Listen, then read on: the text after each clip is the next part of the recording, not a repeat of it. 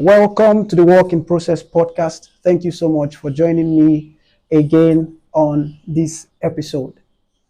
I'm really excited about this episode because my guest today is an amazing personality, someone that I've not met before, and I'm just seeing physically and having a physical interaction with for the first time. Really amazing guy, a big YouTuber, I put it like that, or still growing, and is somebody that I would like you guys to meet and also listen to because I've been able to follow and go through his work on social media, Instagram, YouTube, and LinkedIn, and I can see that he's somebody that I would love to have a conversation with. So I'd like you guys to pay attention to whatever it is we are talking about because this right here is what makes what I'm doing count. And that's why I'm thankful that I started this podcast when I did, because if I didn't, I wouldn't be able to have the platform to have a conversation with my guest today. So I'm so excited to be doing this with him. He's a great guy, amazing guy, but I would not like to introduce him by myself. I would like him to introduce himself for himself. So can I call your name? I don't know how to pronounce the surname. Can I just try? You can try. Can I try? Okay, so who is Tega Abiri? Am I correct? Yes, you are. All right, so who is Tega Abiri? Firstly, thank you so much, David, for having me on your podcast. It's always amazing to get to talk about productivity, personal development, growth, and everything surrounding it. So thank you so much. So my name is Tega Abiri. I'm a 300 level computer science student in Bowen University. I'm passionate about personal development, growth, and I'm a public speaker.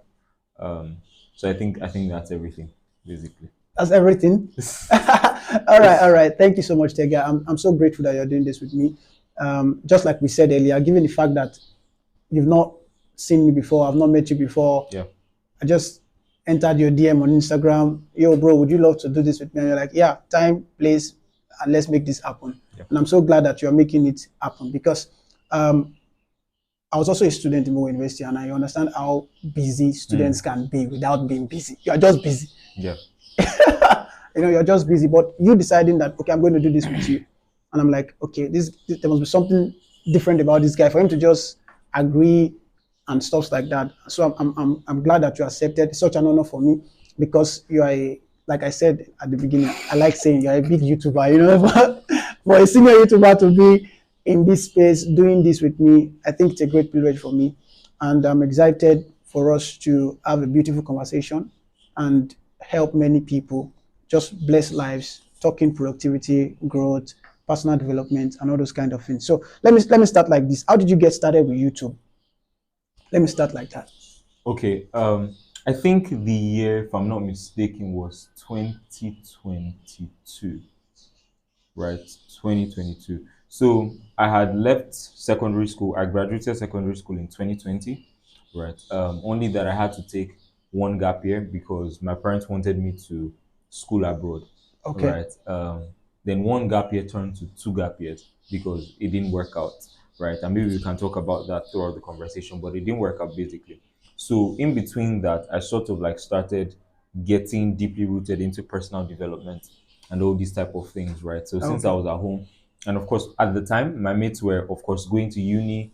They were in 100 level, they finished that, they were in 200 level, and I was still at home, right? So I just wanted to go offline and like sort of like escape. Only that I wanted to escape and do something, and that's when I began the productivity journey, basically, right? And when I came back online, because I stayed offline off social medias for a year and a half. I saw that on you. Yeah, something like a year and 3 months or so. So when I came back, I then decided maybe like a month or 2 months after that I wanted to document my journey, and that was it basically. Wow. I just wanted to have like a public diary for the things that I was doing, the things that I was working on. So when I went back a couple years from the time I started, I can have something to, look at. So that was the idea behind YouTube. Wow. Okay, so you just wanted to document your journey and your process. That was just what you wanted to do. It. Wow. So when you decided to be serious with productivity, personal development, growth, and all those kind of things, what were the steps that you took Yeah. to start that journey? Because some people be like, okay, I started with reading books, Yeah. I started with listening to podcasts and all those kind of things. But what were the steps you took when you wanted to start that journey?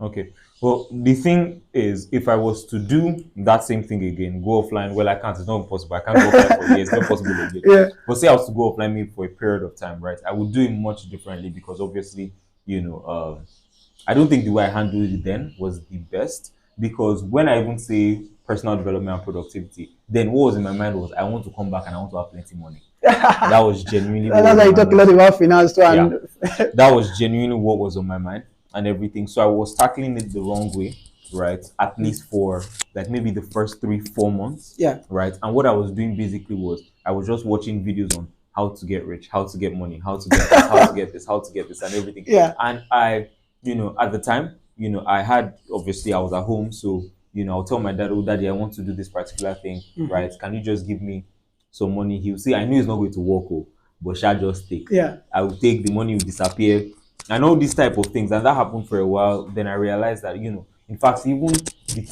I became so obsessed that, if anyone lives in Lagos, you would understand, you would know what I'm talking about. So you would see these white, like A4 paper plastered on walls, maybe laundry guy for hire. I was paying 80,000 naira, that type of thing. I remember I called one of the numbers there, and this person sounded like he was going to kidnap me. Like he did not sound professional at all. And I was meant to talk to the manager, right? I Okay, then said, okay, no, I'm not doing this. So I started to step back, and the what I basically started doing was just service, right? Like just giving myself out. So I okay, remember at the time I was teaching Lashe math, right? I think she was writing jam at the time. I was good at math, okay. so she said she needed someone to teach, her, and I said, maybe you can handle my data. So I think at the time it was maybe 1K or 2K, something like Oh wow! that. So you were going to teach her, so she would be making data subscription for you. Yes, That's she like the just, payment for yeah, your yeah, service. exactly, Okay, right. So payment for my service and everything, and I would help her with that basically, right. Then my church noticed, then they started calling me to teach other people. Only for them was free okay. and all the rest. And all of a sudden, right, I got a call from my mom. Got a call from one of her friends saying that she has a child in the UK, and she needs a tutor. And my mom just said, "Oh, Tega tutors people," and from I think 4,000 naira a month, I started getting paid over 100 per month, and I was working less time because they were paying me in pounds. So when it Oh, was okay, okay, okay, converted, okay. I was right? shocked. So when it was converted, that was what it was and everything. Yeah. So basically, what I was doing at the earlier stages was just service, like all the things that I knew, all the things that I was just giving that out So, basically. so all because you wanted to make money, Of you wanted to course, be financially free. that's why I started, That's why you and started. it didn't Because work. I noticed on your YouTube stuff, you talk a lot about financial freedom and how to. Mm-hmm, There was a time you were talking about high income skills and all those kind of things. mm-hmm, Because the high income skills that you spoke about, I've not heard about them before. mm-hmm. Not because I didn't know they exist, but I didn't know they were called high income skills. So I'm Okay. like, okay, this guy seems interested in financial liberty and all those kind of things. Why? Mm-hmm. Why do you like money so much? Or is Um. it because when people Yeah. are talking, they'll be like, oh, I just want to change the world. I want to make impact. I want to cause a change. But you are like, I want to make money. Now I start this thing. Yeah. Why? Um. So firstly, I would like to say that my reason for going on personal development, the journey currently, is genuinely not because of finances. It's Okay. then when I started, it was, but now I began to realize that I can intertwine personal growth and purpose together.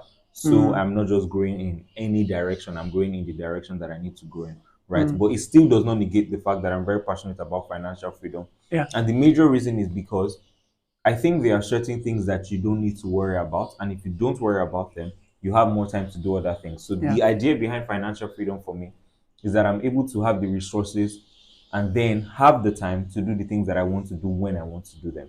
That's genuinely it. I really don't want Okay. to, bother about Yeah. the little things like, oh, maybe washing clothes Yeah. or what am I going to eat today, right? I think my mind will be better used for other productive things. So find the whole concept of financial freedom for me is that I have so much time to do other things because maybe the seemingly unproductive tasks are just being outsourced and they can only be outsourced if I have a decent amount of Yeah. money. Yeah. Wow. All right. So how did you get started with public speaking? Because that's part of the Yeah. stuff on your bio, public speaking. Yeah. For that one, a number of people ask me that question. I really don't know at what point it switched, right? One thing I know is that since I was very young, right? Yeah. Maybe because of my character, I'm not sure why, Mhm. but I'd always been like out there, right? So when I was much younger, I'd probably like act a drama. Okay. They call me to narrate something and all these type of things. Then as I, began to get older, in fact, it was when I came to uni to Bowen the people started saying, "Oh, Tega, you speak very well." Oh. Like, eh. Yeah, you do. Are you serious? It's not like I don't know, but it's not something that I had ever thought of, basically, And when people started doing that, I then started taking, paying attention to it. So Yeah. I would, if there's a presentation in my class, I would volunteer. In fact, I would not volunteer, they just tell me I should do it. Yeah. Right? And I started doing that more often and everything, and more people started to know. And it's something that I thought to myself, okay, maybe this is something that I can actually start developing more, Yeah. right? Because I've always liked to teach, right? So teach, whether teach math or teach the word, right? Yeah. I just like teaching basically. Then, I sort of like added the public speaking to that, and okay, this can maybe we can find something. Okay, so the there. public speaking part came later on It came when later people on. started Telling me saying, that "Oh, I Tega, can Tega, speak. you can talk, you can Yeah. talk." Because I noticed that you have this compelling and firm voice. I don't know how to describe it to you. Yeah. But I remember when I started the podcast, and then the first person I brought on was my brother. He's also into this growth and stuff, and he has a much deeper voice than I have. And then people were making comments on the voice, and they're like, "Your own voice, your own voice." So I used to feel like public speaking and voice are like together. So if you don't have a good voice, you will not be good in public speaking. But that's wrong. Yeah. Because at the same time, I discovered that when I talk, even though my voice don't sound deep and public speaking, people get influenced and impacted by how I deliver whatever it is I'm asked to deliver. Yeah. So I didn't really get carried away by that. And obviously, there's a lady called, her name is Terry Savelle Foy. That's her name. You should check her out on YouTube. Her voice, she should be in her 50s, but her voice is very tiny. It's not the regular public speaking voice. It's not, in fact, she makes jest of herself. Like, oh, I know you guys will not want to pay attention to me because I sound like a child. Yeah. But her voice is very tiny. But she is one of the leading public speakers in the United States. I can put it like that. Even in the last Southwest Believers Convention, she was one of the speakers that Kenneth Copeland brought to speak at his convention. Yeah. Her father is Jerry Savelle. So if you are into all this word of faith movement in Christendom, they call them word of faith. Yeah. But they are basically just men of God. But that's their area of expertise, word of faith. So her father was one of the leading. He just died recently this year, April.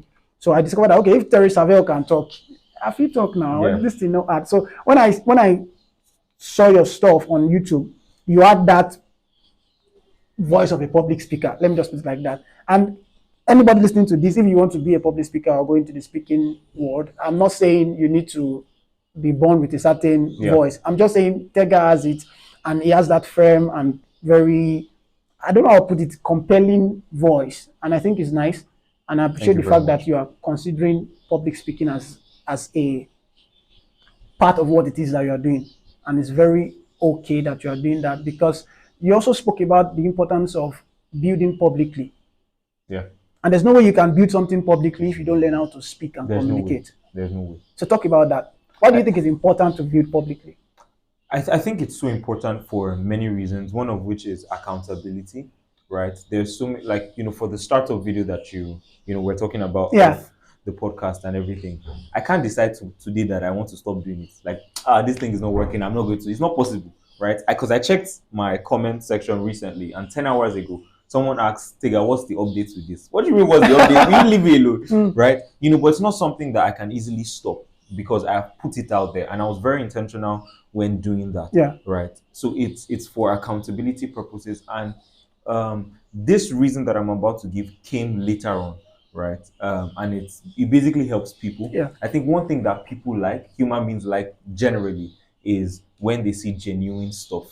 Right, like, oh, this person is actually building. They're not posting their stuff when it has blown, Yeah, right? They're not yeah. posting it when they've made money. Yeah, They're just that's posting it what when, my brother is doing. On Instagram, it's called Excel's Journey. yeah, He got to a point he received a comment, and somebody was like, "Okay, enough of bad quality videos and all." Yeah. And my brother took the comment, made another video on that comment, and was like, "Perfection will cripple progress. yeah, Excellence will cripple progress." He said, "I would rather get stuff out there Yeah. and develop along the line Yeah. than wait to be okay Very before I true. put stuff out Very there." true. So he Very replied the negative comment with another video, and that marked his video for that day Yeah. based off that comment. that comment. Yeah. It's extremely important, right? And that people can learn from the things that you're Yeah. doing. So they Funny love it. story. Yeah. Sorry. When I discovered you, Mhm. I immediately sent your link to him. I said, "Guy, check out this guy. Check out this guy." Yeah. So they can learn from you and all the rest. And the reason I say this particular reason came later on is because when I started it for myself, right? Of course, in my videos, I would say like, comment, and everything, but genuinely in my heart, I didn't really mind. Yeah. Right? I'm excited when my videos blow or when I get a number of views and everything. But the truth is, even if I remain at the same view count, I really don't mind because the initial reason I started was for myself. I want to look back if I continue this by God's grace, Yeah. 4 years, 5 years from now, right? When I'm done with uni and by God's grace, things are working. I can look back and say, okay, this is where I started, Yeah. right? This was the blueprint. What I'm doing now, it's not luck. I put everything out there to show you that these things are possible and everything. So I think it's possible. The benefits are immense, and also you get opportunities. I mean, we'll never be having this conversation if I was not putting stuff out there, right? So many people even reached out to me to say they wanted to work for my startup for free. Yeah. And that's just how putting the benefits are immense. I could just go on and on. I remember you posted it on your LinkedIn. That part that people were saying they want to work for you for free, and then you've not even been able to respond to all to of them. And I was like, "Oh, this guy is a senior man. See the guy, see the guy lifestyle where they live, And that's one thing about me, and that's why I actually started a podcast because I was, what they call this analysis paralysis. Yeah. I was already thinking that, okay, how do I don't have the money to get this professional mic and stuff. And at the point I started the podcast, that was 2023. Currently, I have about 45 episodes on the podcast. At the point I started the podcast, it was as if everybody was starting a podcast. And that was not the case for me. Yeah. And I'm like, okay, because everybody's starting, now let me just wait when nobody's doing it again. And I started to overanalyze stuff, and it was shielding my dream and my vision for the podcast. Yeah. So I just woke up one day and I said, today is the day I'm going to do it. So I sent a message out to some of my guys that I'm close to. I want to start a podcast. Please keep me accountable. Yeah. You won't believe that 3 months after I sent that message to them, that was when somebody sent a text to me, "How far with your podcast?" And so at that moment, I said, all right, let's do this. Yeah. And I started the podcast. If I didn't start with what I had, I didn't have this mic then. I was using my earpiece. Yeah. And somebody still sent a comment to me personally that your audio is so nice. Where did you get the recording? I'm like, hey God, if I tell this person say na earpiece I they use, won't this person look down on me? But there's just something beautiful about starting.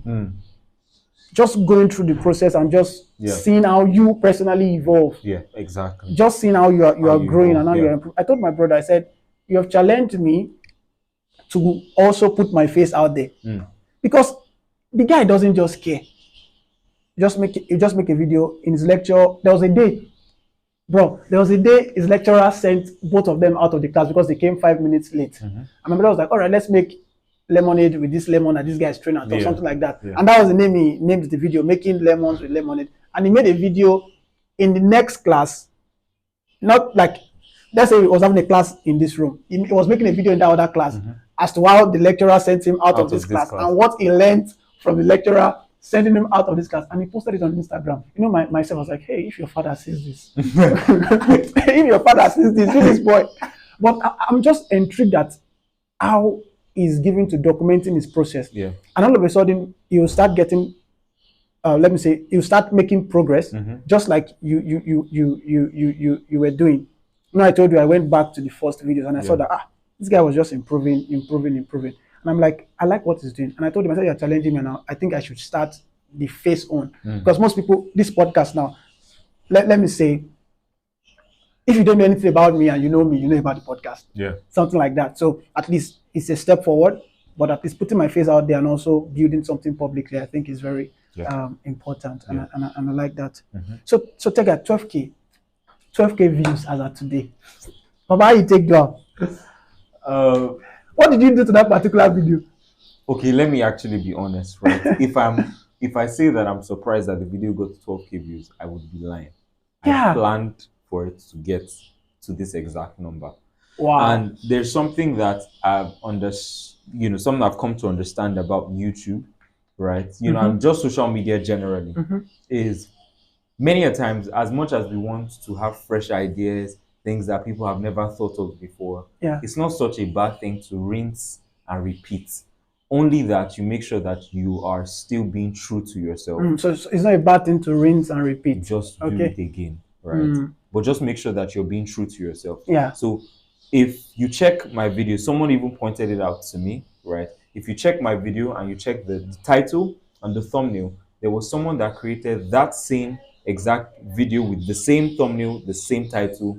The person, I think her name is Code with Emilia. Okay. Right. So basically, she's building a startup as well. Right. So if you check the title, her title is the same. And I saw her video blew up as well, that particular video. So I just did the exact same thing. I wanted to share about my startup. So I'm going to copy your thumbnail. I'm going to copy your title because I know it works already. So it was intentional. It was very intentional. Guy, for it because I was already following him, building about, okay, I'm going to bring this guy to my podcast. Then all of a sudden I saw the video, started 1K, 2K, 3K, 6K. I'm like, what? This guy must have done something to this, because I now went back because I'm just thinking, okay, how did this happen? So I went back, checked the views on his other videos, and I was like, okay, 630, 540, 12K.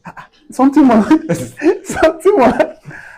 be wrong with this one, because I did a write-up one particular time on how some people believe in paying for followers, subscribers, and all those kind of things. And I made people realize and understand that I'm not saying there's anything bad in paying for more publicity, but I'm saying nothing beats organic growth.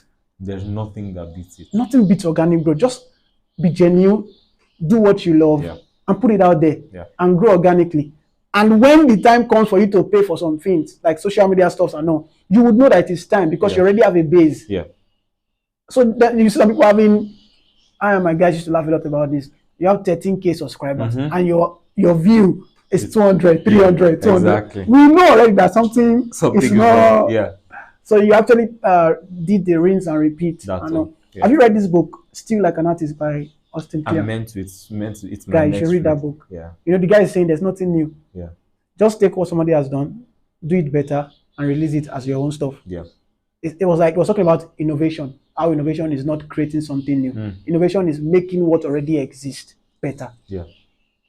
That's what Austin Kleon was talking about in the book. You should check out that book. So why did you choose to study computer science? Well, there were options for me. I couldn't do medicine because from SS1 I already decided I was not going to do biology. So throughout secondary school I didn't do biology. So that was out of it. As a science student? Yeah. Like we had to choose between biology and technical drawing in my school, right? So, so you're immediately choosing either you're going the science, the medical route, or you're going the maybe architecture, mechanical engineering route, that type of thing. So I chose technical drawing. I was good at that. So now my options started to streamline. So it was either I was going to do mechatronics, mechanical engineering, software engineering, or computer science, because I've just generally been very conversant with laptop systems, and all the rest, right? So when I got to SS3, I realized that I couldn't do mechanical engineering because I didn't want to spend more than 4 years in school. Just like me, I told somebody if I could do a 3-year course, I would do it. Could genuinely, on God, he sees my heart. If I could do a 3-year course, I would. Wow. Right? So I didn't pick software engineering because in my head, I thought that every engineering course was 5 years. I didn't know that software engineering was 4 years. Wow. And those the rest. But that's how I landed at computer science, basically. Oh, okay. So it was not like you want to be the next Bill Gates or the next. Because that's what most people like. Oh, I want to be the next Bill Gates. I want to code this disruptive platform. Not at all. Not at all. Wow. Not at all. Wow. So you didn't do biology in secondary school? Yeah. in Nigeria here. Yeah. Is it possible? I don't know, because that time they were forcing us to do some of these things. Because Yeah. I also don't like biology Mm. for no reason. Let's talk about the notes. The teachers that used to teach biology. I don't know if it's across all schools, but in my own area there, when you see biology, that's just now there's a problem somewhere. I don't know about other people, but that's how I see it. Mm. Okay, let's now go. Let's go a bit deeper. What do you think is, as it stands now, with what it is that God has committed to your hands and what you are doing and the influence that you have? What do you think is your purpose in this season? All right. Yeah. So I think generally my purpose is just to impact people. It's just to impact people, and the way, the vehicle that the Lord would have me do that in Yeah. would be teaching, right? So for an area of my life, it would be teaching God's word, right? Whether to a small group of people, to a large group of people. Yeah. There's that. In another area, I would be teaching personal development, Yeah. personal growth. How to maximize your whole life and existence on earth. To some other people, would be teaching finance, business, all these type of things. So Okay. generally, my purpose is just to impact people by teaching things that can make you go from where you are to where you ought to be. So that's for is it for this season, or that's what you'll be doing for the That's long what I'll haul? be doing for this. Because I want to go into a question of what is purpose to you, Okay. because that's why I brought you here. Yeah. What is purpose? How do I discover my purpose? And how do I live my purpose? Okay. Because some people know what it is they're supposed to be doing. Yeah. Like they know this is why God created me. Yeah. But I'm not doing it because my parents said this, because my friends think this. So can you answer that question in that order? Okay. What is purpose? How do I discover my purpose? And how do I live out my purpose? Okay. Because as it stands, I think you are doing that to a certain degree. It can be more, you can scale it, but at least to a certain degree, you're on that path. I used to tell people that I don't think purpose is a destination. Oh yeah. It's a journey. But it would be crazy for you not to have a sense of purpose. Yeah. Because some people want to arrive somewhere. They want to know, this is my purpose. My purpose is to become a medical doctor. So that's like the purpose. I'm like, I'm not, that's just, to become a medical doctor is just part of the journey. Yeah. Because there are different kind of medical doctors.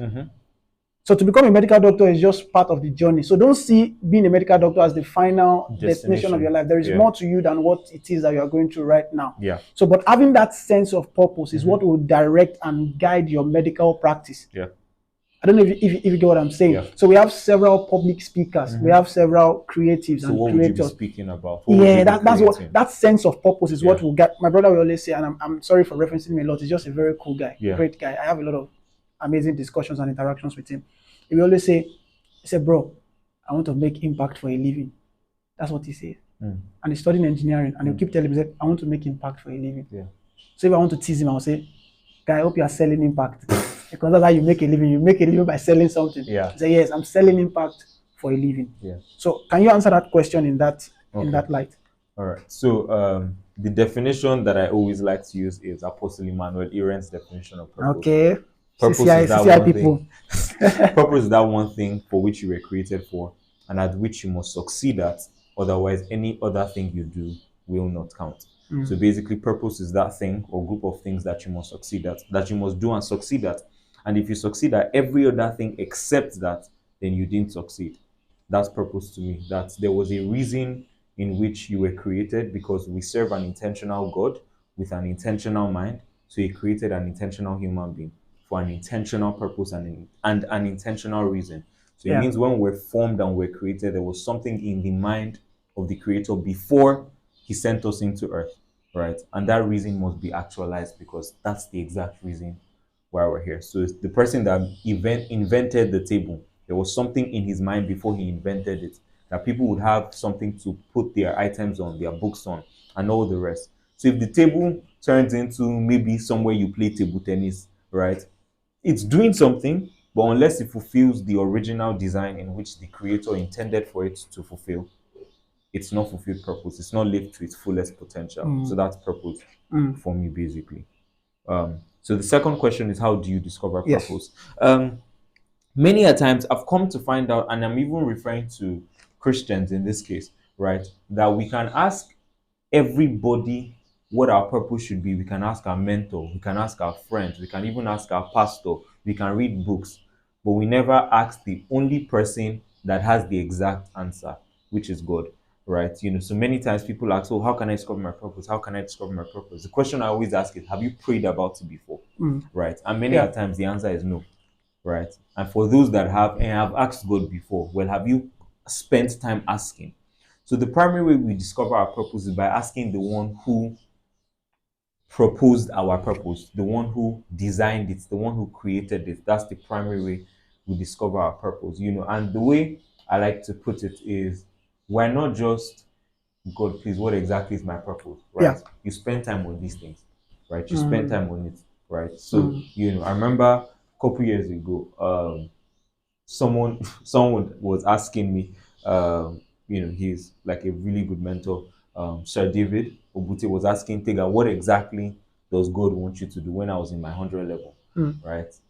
I said, I don't know, right? He said, go Mm. and ask, right? I remember I went home during that break, the summer break, and there was this conference I was watching and everything, and I just spent, I think, about 3 days, right? Mm. And I was praying and I was asking God, God, what exactly would you have me do with my life? One thing that's I think it's very noteworthy to mention is that God wants us to know our purpose more than we want to know our purpose. He's more intentional, or he's more interested in showing us our purpose than Mm. even we are interested in finding it out. Yeah. Mm. So Jesus would say something like, "No one comes to the Father unless the Father draws him to himself." Yeah. So the Father draws, then we respond, Mm. right? So he's more intentional with that. So Mm. because many people believe that, oh, you have to ask God for 5 years or 7 years before Mm-hmm. He answers. All you have to do is be intentional with your asking.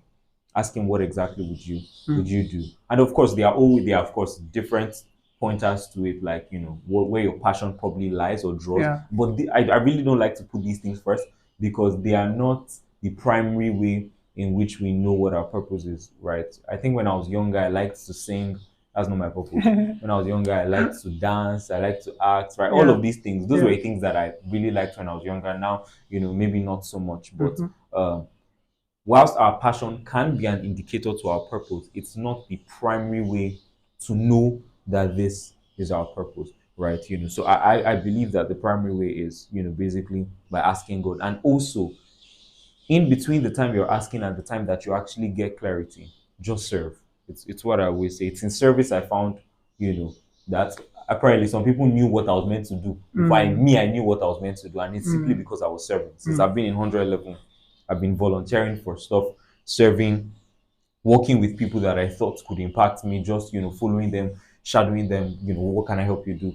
Going to meet people, please teach me, and all these type of things. I've just been serving, right? Whether it's in chapel activities, it's in maybe secular activity, I'm just serving basically. And I think in that you can discover your purpose in these two things: asking the one who created your purpose and just service basically. So how do I live out? Now I've gotten it. How do I live out my purpose?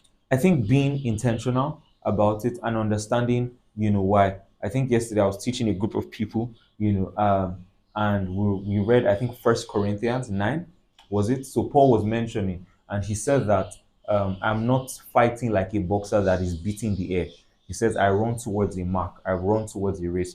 So he was likening his Christian journey to an athlete. So he was saying that athletes subject themselves to strong discipline, and they are doing that for a prize that would perish, for a crown that would perish. How much more us that's doing it for one that would never perish? And I think once we understand this, that for the believer, right, because the people who can find purpose are believers, right?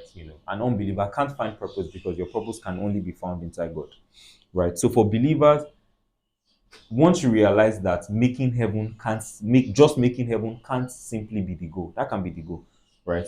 Or that can't just be the goal. Let me put it like Yeah. that. Because the way to make heaven, Romans chapter 10, verse 10, if you believe in your heart, Confess with your confess mouth. with your mouth, you'll be saved, right? So that's how we get to heaven. It's as simple as that. It's possible to live a life without purpose and not still get to heaven, right? But that's not the idea, that there's a group of people that are eager, that want to, win the heart of the Father, right?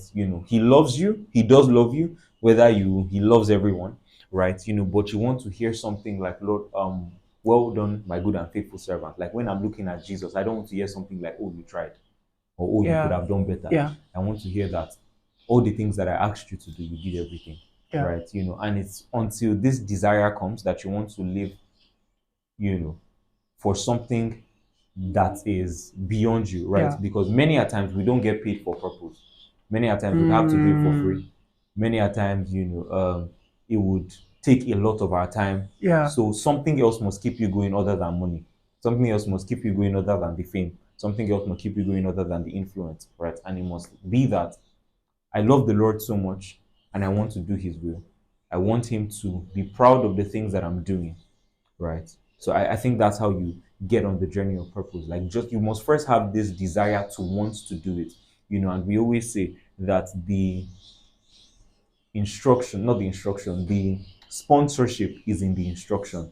So if the Lord says go, he would meet the woman that was the adulterous woman and he would say, go and sin no more. In that go and sin no more contained the power to actually not sin, right? It was not an advice. He was giving an instruction that carried power. If he's telling someone, the lame man at the pool of Bethesda, Yeah. rise up and walk, pick up your mat and go.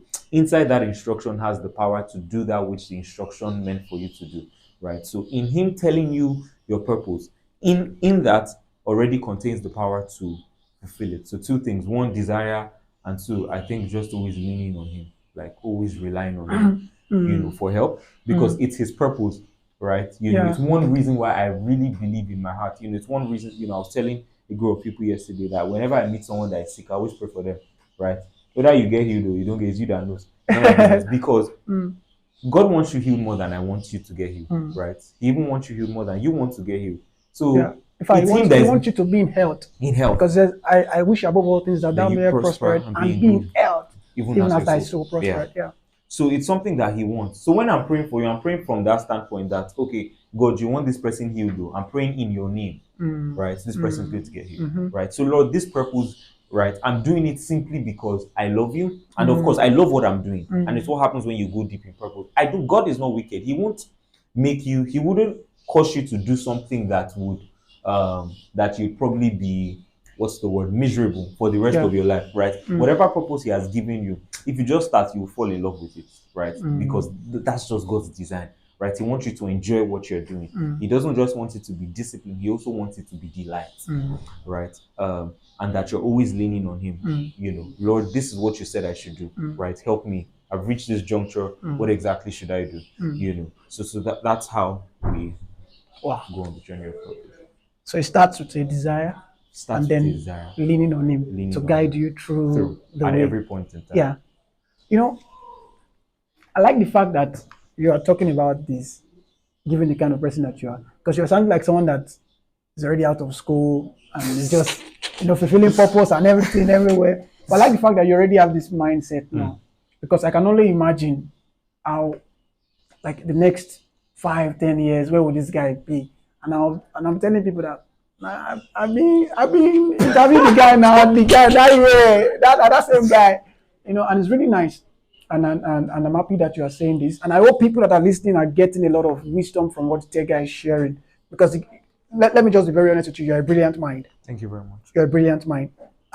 This is my laptop. Here's YouTube. I was watching you. I'm telling you, I'm serious. I was watching you, so I felt like that was why I just assumed he should be in his final year, getting ready to launch out. Yeah. Say, when you now said 300, I said, 300, you want to do this thing. When you come reach final year, what you go do? When you come out school, what you go do? Because that's just who I am. I'm eager to learn and hear people's story. That's why the title of this podcast, the name of this podcast is Walk in Process. Not WORK, it's WALK. Walk in process. There's no destination to fulfilling purpose. Yeah. Your life is a walk in process. So take the first step, take the next step, just keep walking in process and see yourself making progress. Yeah. So it's when you are walking in process that you actually make progress. Yeah. So you are not a walk in progress. You are complete in Christ. But you only make progress when you walk in process. So that was one of the main inspiration behind me starting the podcast. I remember I had to reach out to several people. And side story, when you're talking about your startup, I think Apex, right? Yeah. You're talking about your startup, and you're like, one of the ways you reach instructors is by sending out a broadcast message on WhatsApp. I said, this guy and my guy, and it's still very real. Because when I wanted to start my podcast, I actually sent out a broadcast message to about 50 people. That was the first time in my life. I didn't even, that was a mistake. I didn't send out a broadcast. I never knew there was something on WhatsApp. Oh my days. So you sent it to 50? I wrote their names down and I sent it to them. I said, I want to start a podcast. These are the names I'm thinking of. Tell me what you think. Yeah. Ask me a question. Critique it. So someone now told me, come, there's something called broadcast. That was the first time. And even at that, some people were still sending me a text that, why are you adding me to your broadcast? I said, what is that? I'm telling you, I asked the person, I said, sorry, what is that? Because I sent it to you personally. I didn't say, but that's what you sent to everybody. I said, yes, but it's personal. I said, it's broadcast. I said, no, it's not broadcast. But I sent it to them with the names of my podcast or suggested names. Critique it. Just tell me what you think. I want to start the process. I want to start working in process. So they did that. I recorded my first 10 episodes. I didn't release any. I released 10 episodes at once. And you know what I did? I sent the link to those 50 people privately again. I told them, listen to the 10, critique it. This is my process. Critique it. Tell me anything. And some people will come back, oh, it was nice. It was no. Yeah. Critique it. That's your job.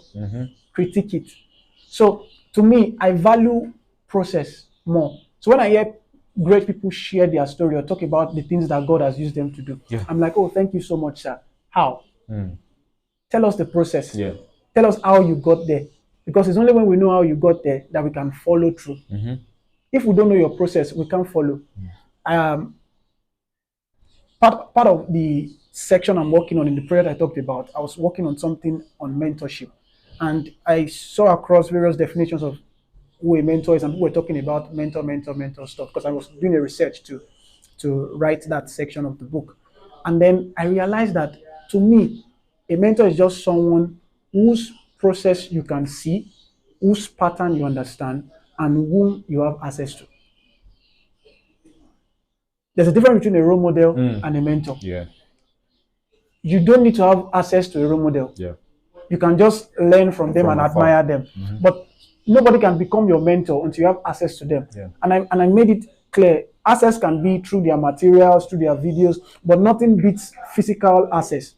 But you can have access to them through their materials, through their videos, through their courses, and all those kind of things. But until you have access to someone, and it's not just that you're admiring them, they don't become your mentor. So I'm very keen on process.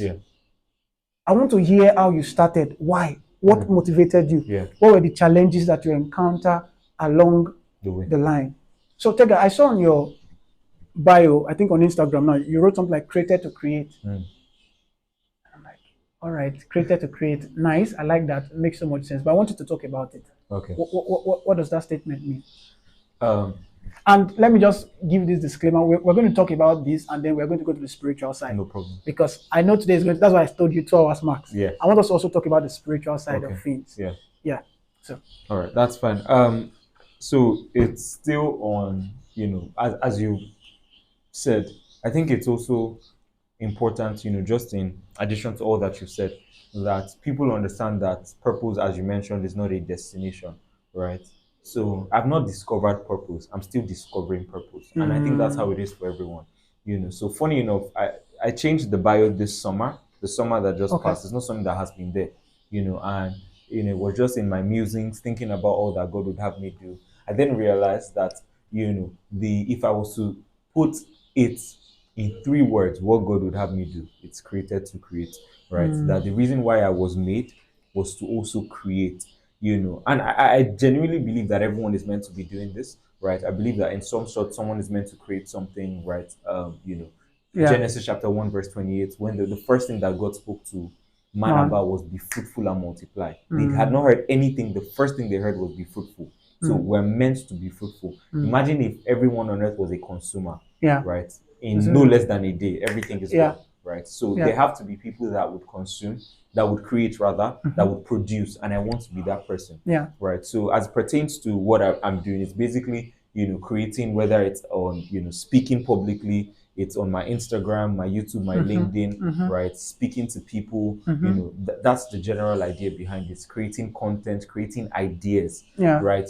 I remember when I was in my 100 level, I was already in the content creation bit, but I was feeling bad that people would call me a content creator because Yeah. it felt so like everybody's creating content. Everyone's There's creating nothing. content. Yeah. Something like, Yeah. and I felt bad because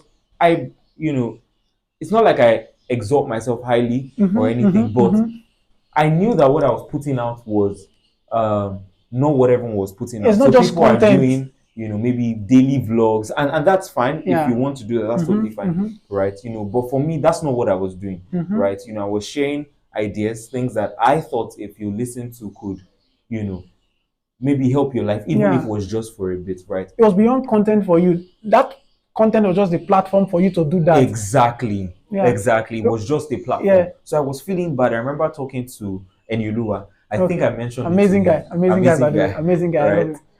That I didn't really like that and all the rest, and I spoke to one of my friends, right? But now I'm very comfortable in that, right? So everyone might be doing something else, but this is what I'm doing, right? I am a content creator, right? And it just stems from what God would have me be created to create. Because with what you said about that content creating stuff, I remember when someone just approached me to like that and was saying, "Oh, you are a content creator." I'm like, "No, I'm not doing this to create content. Yeah. I'm not a content machine. I'm just trying to get engagements and all. No. I believe I need to do this because there are people out there that are waiting for a message that God has placed inside of me. Yeah. And this is the platform for me to share this with them. Yeah. So I'm not just creating content because I want to. I don't do vlogs. I don't even show my face that often. And that's why I said my with what my brother is doing and seeing what you are doing, I was encouraged. Okay, I think it's just cool if I just document my process, show my face and see how far I have come, So most people are saying content creation is like the next way to make money now. And I'm like, no, I'm not jumping on the bandwagon because I want to make. Exactly. This is what I think I should be doing now. This is the platform that I believe God has provided for me to pass across the message He has placed in me for those that will listen to me, for my audience. So at the point I stopped sending broadcast message to people. That is amazing. We should talk about that. Yeah. Okay. Say something about that. I also stopped as well. I'm not getting you to. Yeah. Lashe asked me because if one of my videos came out, Lashe then asked, Tega, you did not send a broadcast message. I said I'm not doing that any longer. And the reason is because my audience would be my audience, right? I've come to realize, and plus it was even spoiling my watch time because I was seeing the analytics. So what happened is I send a broadcast, they will just, Tega has put in a video. Let me just watch maybe just 1 minute and go. That's not what I want. Yeah. I want people that actually enjoy my Let's stuff. support him. Exactly. Let's support him. I'm humbled by the love and everything. Respectfully speaking, I'm not that interested in the support, right? I want people to be impacted. I'm really not looking for fans. I want people to actually say, Tega, that thing that you said blessed me, and actually tell me how it impacted you and everything. So I really stopped that because, as you mentioned, it's not for the likes. It's not for the 12K. I don't have 12K contacts, the 12K views. So it already pointed to me that I don't need to send a broadcast message, right? Whoever would need this, they'll find you. They will find it some way, somehow. Right, I will do my best to push out good stuff and to the best of my ability. If I can make it better, I will make it better. And that's just it. Basically, your audience would be your audience. They would be your audience. Because I stopped. I was sharing with someone one time, and I told the person, I said, "Why is it just like for people that are doing stuff online? It's only at the beginning stage that you get that traffic." Yeah, exactly. At the beginning, everybody's like trying to support you. You can do it. You can make it. And after because I'm still doing this today because I enjoy it. Yeah. I know a lot of people that started a podcast that time I started and they don't do it again. So some people are shocked that you're almost approaching 50 episodes. I'm like, yes. I remember when I released 10 episodes at once, somebody was like, you will run out of things to talk about. I said, no. I didn't start because I was looking for what to talk about. I will not run out. I will always find people that needs to hear what it is I believe God has placed in my heart to share. And that's why I'm excited to be talking with you. Now, Tega, you used to talk a lot about your friends. And I said we're going to mention it in this recording. And let me just say this. Before you got here, I told myself this will be my first podcast episode that would reach 1 hour.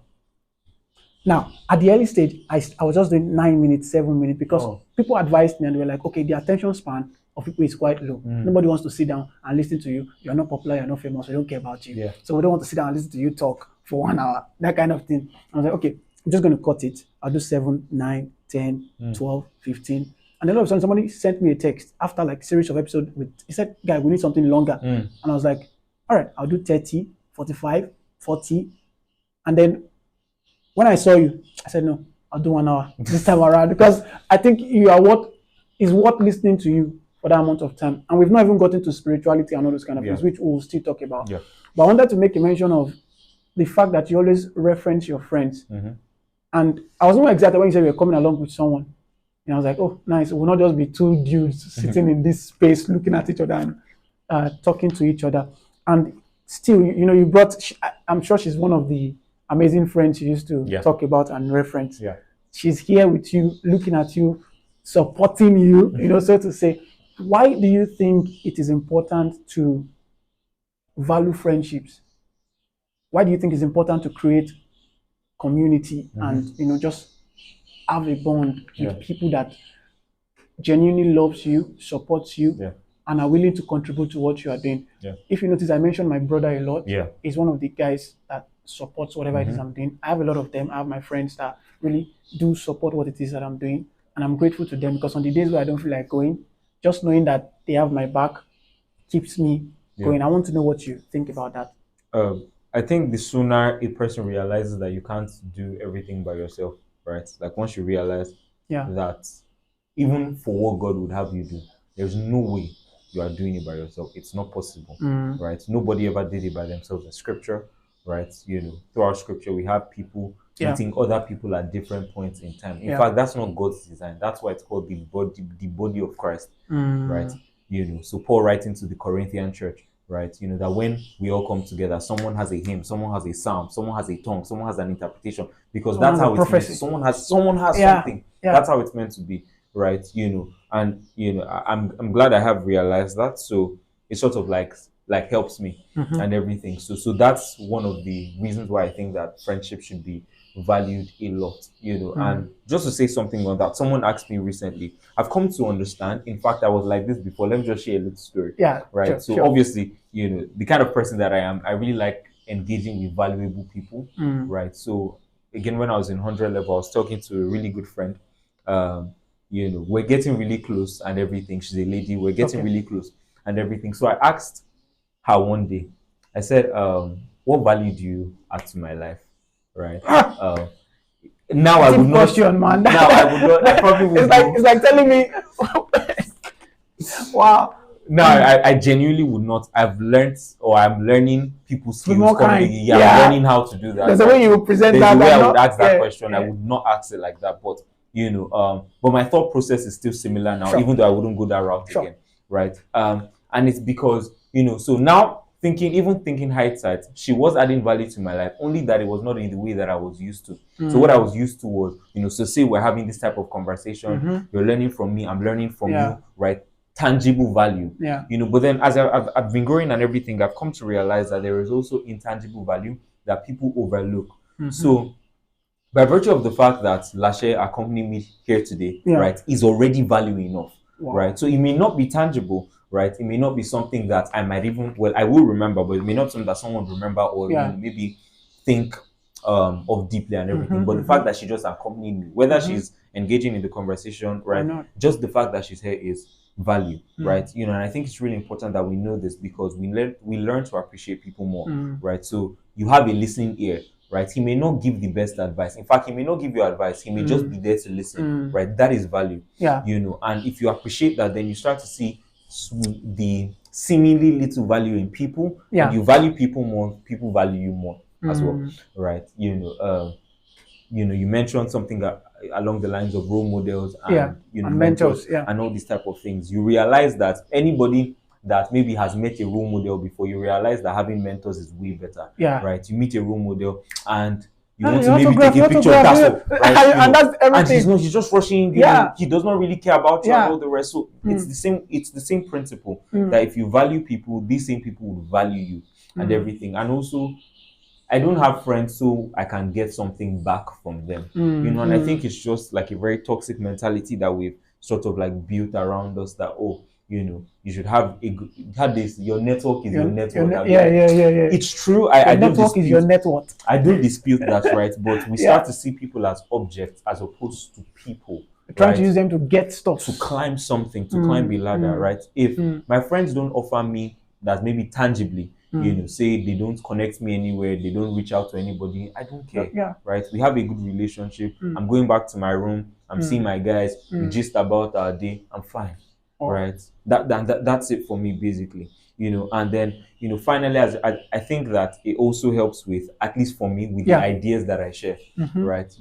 So there are times that it's a parallel conversation where my guy and I were talking, you're sharing your ideas, I'm sharing my ideas, and boom, I think of something. Yeah, just bouncing ideas off each other. Exactly. Yeah. We're just bouncing ideas off each other. And I think, okay, something I can share. And there are times that it's vertical, where someone meets me maybe to ask a question and I'm giving advice. I didn't intend to say that before, but because they asked that question, the advice I'm giving them is already looking like something I can share. Yeah. Right. So, I really never, everyone knows me. She knows me. Some of the people that ask me questions, they know that if I say something that I think is profound, I will just pick my notes. This looks like something I can build on later, whether a YouTube video or I post it on my status. It's that you now turn into a content. Exactly, right. So, that's why I said that generating ideas for me is not difficult. It's just, it's what I talk about every single day, whether with parallel relationships or vertical as it pertains to mentees and all the rest. So, Lashe, this guy is amazing. Do you know why? Do you know why I'm saying this? You're already thinking like this in 100 level. Even before. Ow.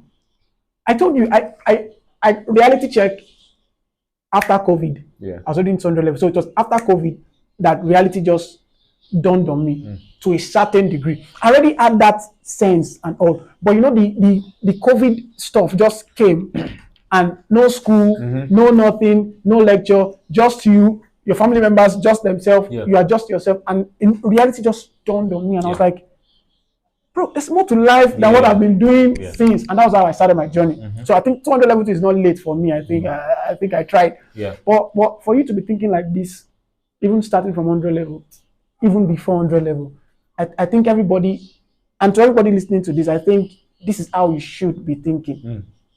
This is how we should be thinking. Because if we are thinking like this, truly, I believe everybody can impact the world. Yeah. And it's not like cause a great change or be popular or be famous. Let's but start with here. your circle. Let's start here first. Now let me before we round this sect up. In one of Tega's videos that I was watching, at a point you stop, you're like, oh, my mom, let's go grocery shopping or stuff like that. And I'm like, okay, it's a family man, it's a family man. I was thinking Tega was just on his laptop and because I went through his Instagram stuff and he was doing all this. God, my brother is talking about all this. He'll be on his laptop. All those coding guys that used to do it. Yeah. They will now put one motivational book that they are reading. Yeah.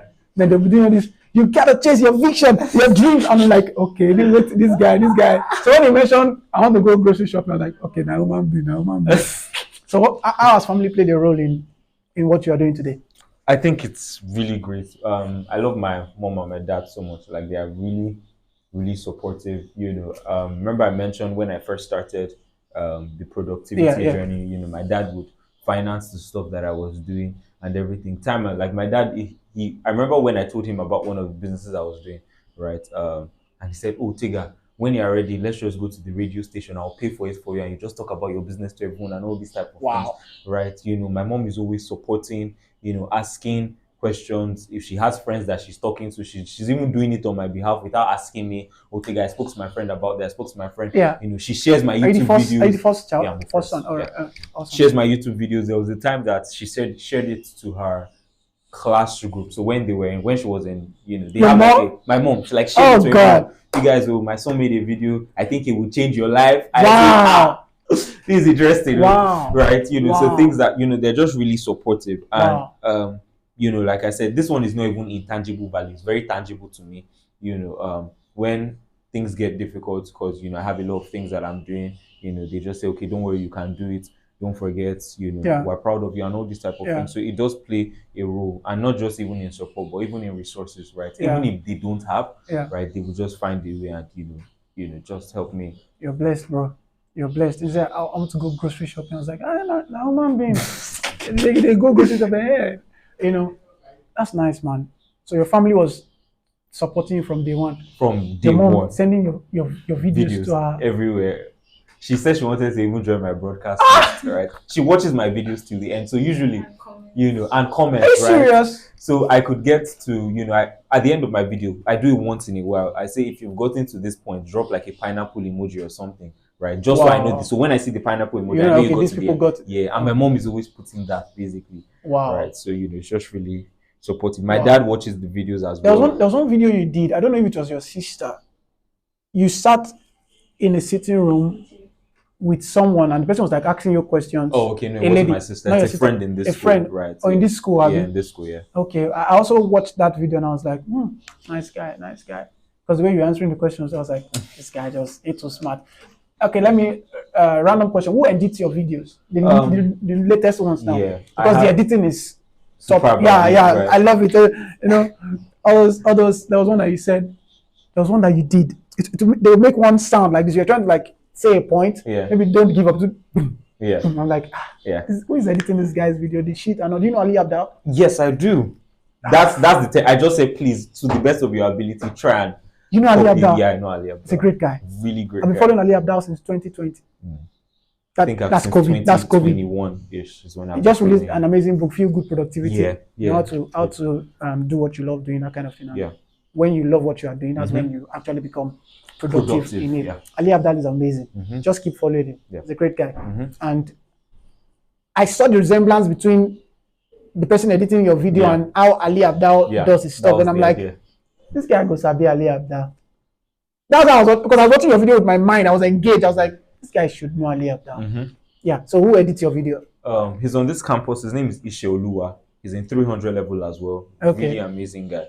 Wow. Really amazing guy, right? He just, at first, the way it started is he wanted to edit my stuff for free, right? My YouTube videos and all the rest. But after a while, I realized that during the holiday, I was going to be pushing out content. So one, I didn't feel good allowing someone to do that for free. Right? And at because of the load, right? And so that at least you can be accountable, because if I'm not paying you, I really don't have the right to tell you what's happening. I have an issue with that now. A friend of mine reached out to me. She was like, she wants to be helping me to edit my newsletter write-ups before I post them, and I'm like, I would not like that friction if you are doing it for free. Because I like deadlines. I want to post it tomorrow. Can you get it done tonight? And I don't want. I'm still sleeping. No.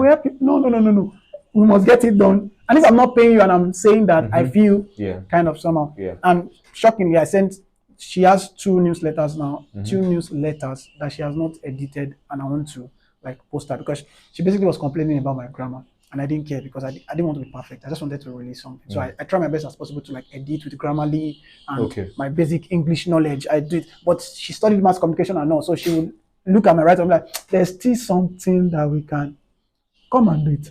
Yeah. Now do it in 2 days. You say no, that kind of thing. So and at the same time, I didn't have so much to pay because obviously I'm not making money from YouTube just yet, right? So we sort of reached an agreement that you're building your portfolio, and at the same time, I'm also at least giving you something to work with. So that's a really amazing guy, really good editor. But I saw an ad on your YouTube stuff. That means you're monetized. Right? I don't know why they do that. I'm not monetized. You're not, and they still place. Yeah, I'm not sure why. I'm not sure. Some of my friends told me that as well. I'm not sure why. Probably are giving you a signal to choose. Now let me round it up with this. On one of your LinkedIn posts, you said you had a PA even as a student. I know. Tega, why do you need a PA? What is the work you are doing that requires you to have your own personal assistant? Okay, I do a lot of stuff, right? So I'll just mention a few because sometimes I can't mention them at the top of my head. So we have a Google developers group in Bowen, right? I'm the marketing lead for that. For the BBSF, I'm the Sunday school superintendent. Oh, okay.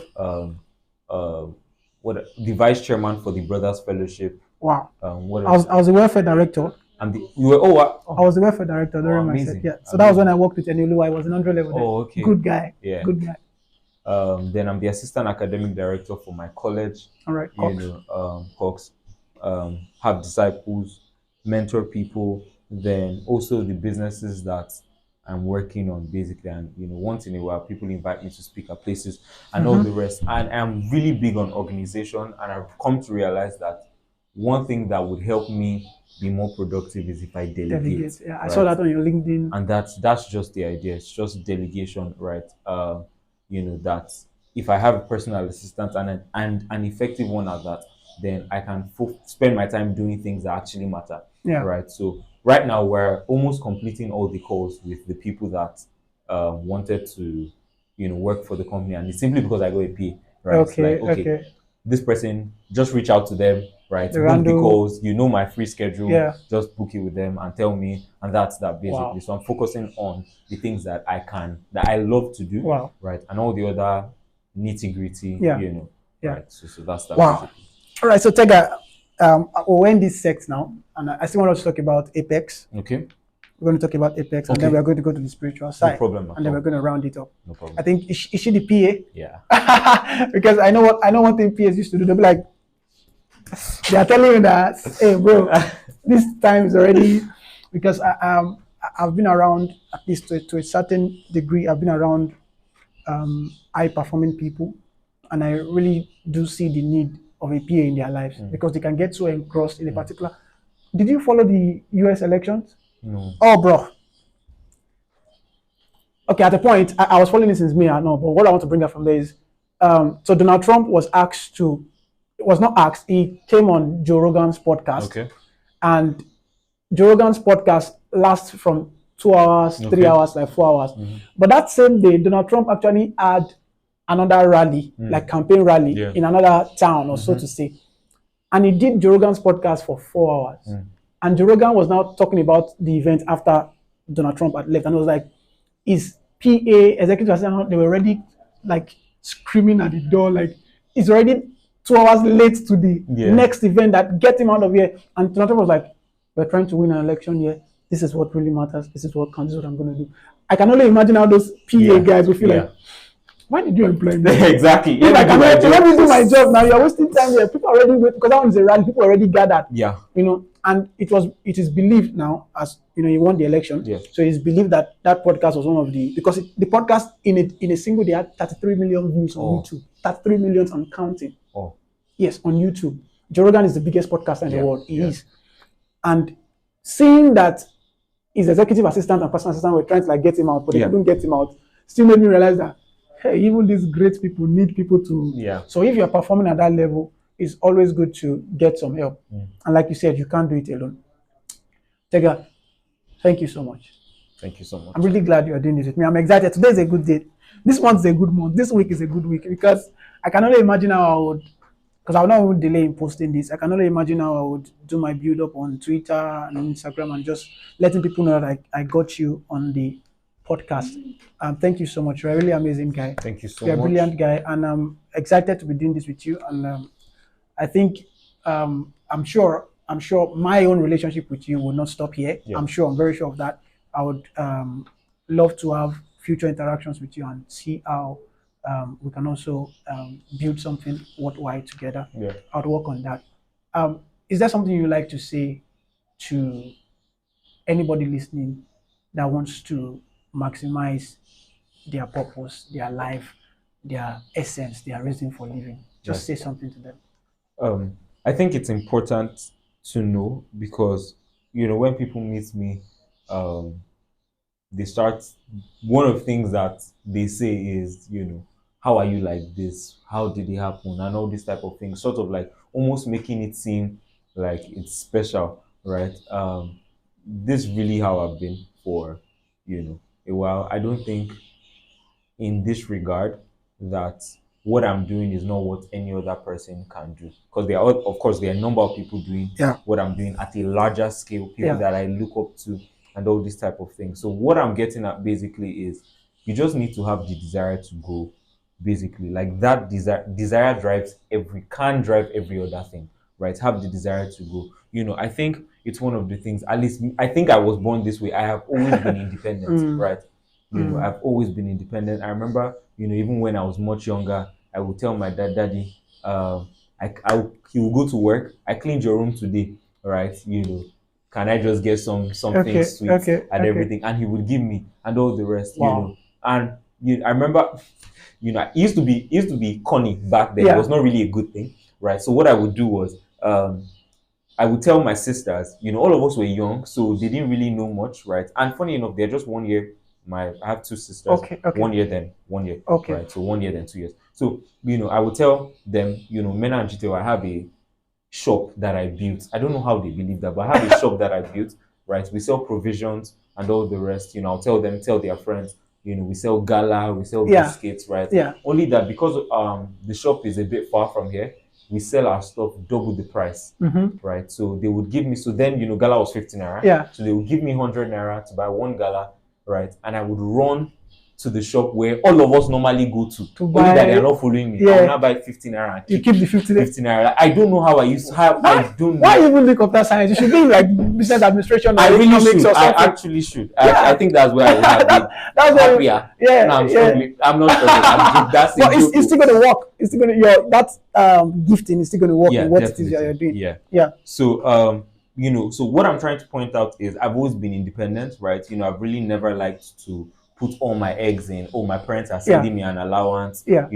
I think you should get uncomfortable in your skin. People usually say don't let anybody pressure you. No, apply pressure. Yeah. Let there be pressure, right? I apply so much pressure on myself. One of the things, I think I've said this before in some other place, that before I graduate, I really want to have like a financial pedestal that I'm standing on, right? Before I leave school, and my parents will look at me. This pressure is not necessary, right? Just calm down, right? You're on a good academic standing. Yeah. You do this, you do that. So when you leave, you can now no, apply this pressure. I want to do it now because I can. You can't get the juice without the without squeezing it. You can't get the juice so without much pressure. That's all I would say. Like, get uncomfortable. The reason why you probably are where you are is because you're not uncomfortable, right? So I would tell my friend that if you are too comfortable, say your parents are really wealthy, of course there's nothing you can do about that, right?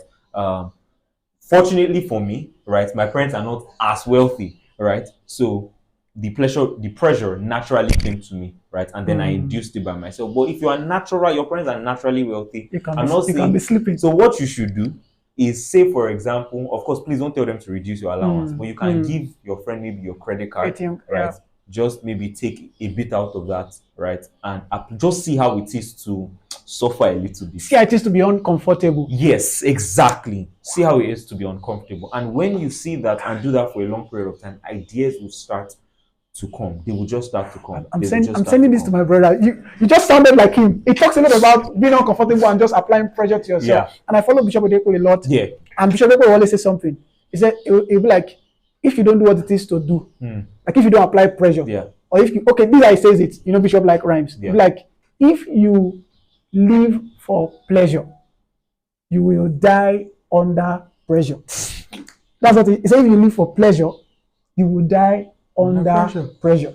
That's how he used to say it. So why not apply pressure to yourself so that you can create a life of pleasure? Yeah, ideas come. That's how our brain works. Ideas come under pressure. Ideas will come. You will just know what to do, right? So if I were to say anything to anyone, just apply so much pressure to yourself, and it should be from a good place. That I might add. It should not be that you want to be richer than your friends and all these type of things. It should not be that you want to flex on anyone. It should simply because you want to live to your fullest potential. A rubber band only gets to its fullest potential when it is stretched. Stretch yourself. Induce the pressure by yourself. If the pressure does not come, induce it yourself. That's it basically. You're amazing, bro. Thank you so much for doing this with me. Everybody listening to this, please, I know that some people will be listening to this and they'll be taking notes. I know.